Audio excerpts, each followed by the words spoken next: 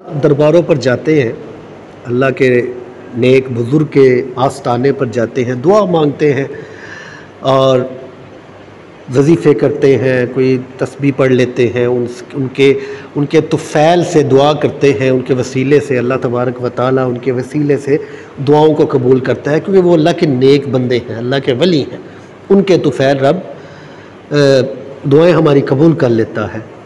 अब वो मसला यहाँ एक ये भी मसला बड़ा मसला एक बंदे ने पूछा जी, वो चादर चढ़ाने लग जाते हैं जी, चादर चढ़ा रहे होते हैं जी, वहाँ पर चादरें चढ़ रही होती हैं, चादरें कब्र पर चादर पड़ रही होती है।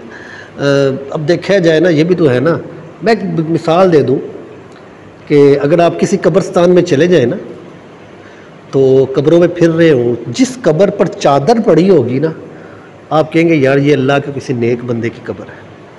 हकीकतन बात है, चाहे उसका मीज़ार बना हो या ना हो, कब्रस्तान में चला जाए कब्रें नज़र आएंगी, जिस कब्र पर आपको कुछ चादर पड़ी होगी नज़र आएगी ना, आप देखेंगे यार ये कब्र जो है ये किसी नेक बंदे की लग रही है। तो हज़रत मोहतरम, नेक बंदे जो होते हैं ना, औलिया अल्लाह, उनके कब्रों पर ही चादरें होती हैं, दुनियादार की कब्र पर चादरें नहीं होती। दुनियादार लोगों की तो कब्रें वैसे ही पड़ी होती हैं, तो चादर हमेशा अल्लाह वालों की कब्र पर ही होती है।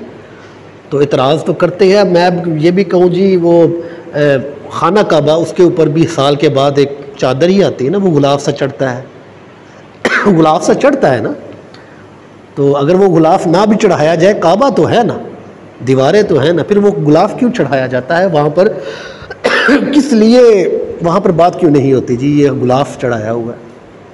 हर साल के बाद वो गुलाब तब्दील होता है, वो भी तो खाना काबे की दीवारों पे गुलाब चढ़ जाता है।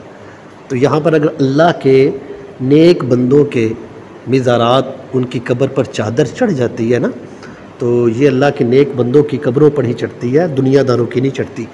तो उनके मिज़ारात पर जाएं, उनके मिज़ारात पर दुआएं मांगें, दुआ करें। अल्लाह